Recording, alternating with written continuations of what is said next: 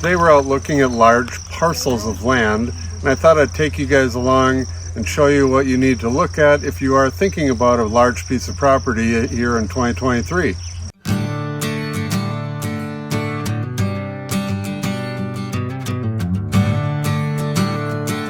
So the first and most obvious thing you want to look at, and people don't think about this because they're looking at properties online, and this is why you should always come out and walk the land, is the topography of the land and how much slope there is and how many actual building sites you're going to find on this particular piece of property. I've seen a lot of cases where we've even showed a few of them where someone will be advertising 100 acres of land, but actually 1 acre of it is buildable. Until you actually get out there and see the property, you really don't know. So it's good to walk the entire piece of property.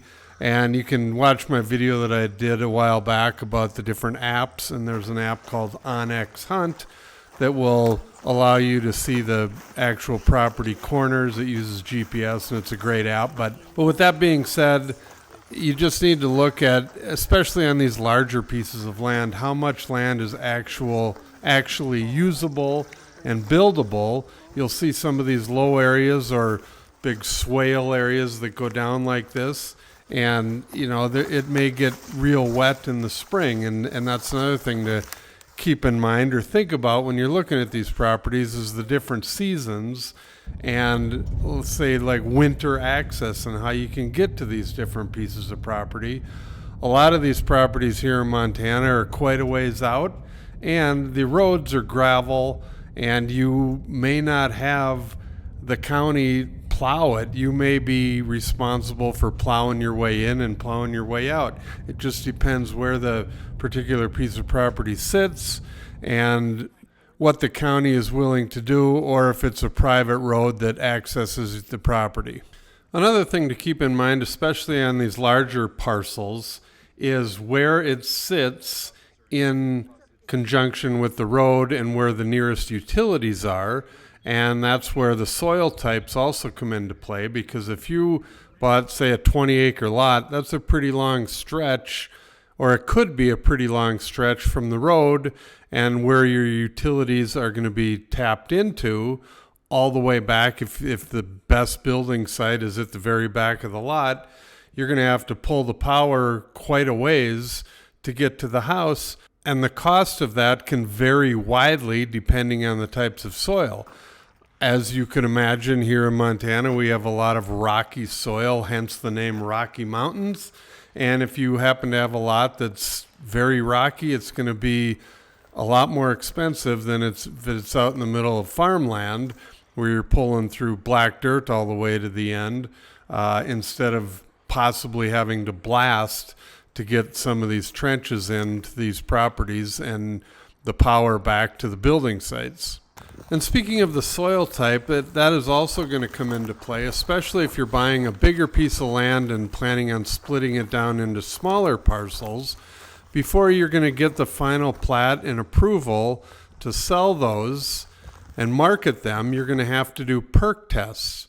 And right here you can see these are little pipes in the ground that they put out, and what it is it measures the rate at which the soil absorbs the water, and it will determine the different types of septic systems that will be allowed on that piece of property. And this is something you have to do every single time you split these lots apart before the county will give you the approval. So another thing to keep in mind is how much the different types of septic systems are going to cost and what's going to be allowed on this particular piece of property. And the other big factor that really can get expensive that you definitely need to check on when you're looking at these properties is getting the well depths in the area. Now, there's no guarantee that, if all the neighbors around you, their wells are 300 feet deep, that your well is going to be 300 feet deep. But it's a pretty safe bet, I would say. Again, no guarantee. Yours could be 1,000 feet for some reason. Usually, if you look at the properties that border your property or properties that are very close to the property you're looking at. Once you should be in that ballpark. You know, more than likely you're going to be in the same range, and that will give you an idea of what it's going to cost to drill the well. And the well costs depend on the price of steel at the time and, you know, all kinds of things. So once you get the well depths in the area, you can call the different well companies and they'll give you a ballpark figure on what it's going to cost. But again, there's no guarantee on how deep the well is going to end up being. So that's the first thing you should do when you're developing the land is drill the well so you know where you are money-wise and make sure you haven't gone way over budget because of the depth of the well. A couple other things you want to definitely check on is the neighboring properties and the zoning, and just make sure that you know what you're getting into with the neighbors and with the zoning. A lot of people move to Montana because they love that there's areas that there's no laws or no covenants, and I've gone over this numerous times in the different horror stories. It sounds great on paper when there's no covenants and no rules for you to follow when you're developing your property or building on your property. But what you have to remember is that your neighbor doesn't have any rules either. So he may decide to do something that you don't like, and now you're sitting here with this piece of property that you've spent a lot of money to develop and build your house and drill the well and the septic and all the money you're putting into it. And the neighbor might decide to, you know, put in a pig farm or dump all his garbage and junk cars out on there. So just be careful with that and know what you're getting into when it comes to the neighboring properties around you. And the other huge thing is, as you see as we're walking through these properties here, there's these roads that are in here, and you should always check with the title company if there are any easements going through the property, whether it be a road for access to a property behind it, or it could be a utility easement from the power company, or it could be an easement for another company to get back in there to get timber. There's numerous reasons for easements. I've seen tons of easements out here in Montana, and you just need to be very careful on what you're buying, and you can't change it. Once the easement's there, it goes with the land, unless you can get the person that's benefiting from the easement to sign off on it and get rid of it, which is highly doubtful if they're using it to access something. That easement stays there and there's nothing you can do about it. If you have to talk to a lawyer or the title company, whatever it is, just make sure you know what these easements entail and how it's going to affect your property. Obviously, if there's a access easement that goes right through the middle of your property and you want to build a house right there or right next to it, you're going to have to put up with people coming right through there. That's the biggest thing to keep in mind when you're looking at the different easements and the different access points to your property.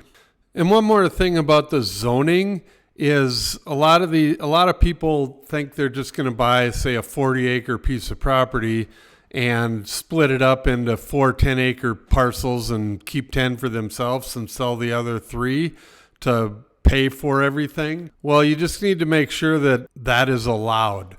There's different rules with the different zoning, and if the land's already been split, there's tons of different rules that you have to follow and check with the county if you think you're going to split it. It may be zoned Ag 10, which means you can't make it smaller than 10-acre pieces, or, Ag 20, then you can't go under 20. So that's something to look at too, look at closely, and just make sure whatever you do your due diligence before you close on the property, because like we just went over, there's a lot of things that could end up costing you a ton of money, or there's a lot of things that could affect the future value of this land or affect you while you're living on this land. So if there's one thing that you really need to take away from this video, is be sure to do your homework and do it well, so you end up having a great piece of land and not getting burned by something you didn't look for before you bought it. Thank you for watching our video. Please call, text, or email for more information. And don't forget to watch our other videos about Montana.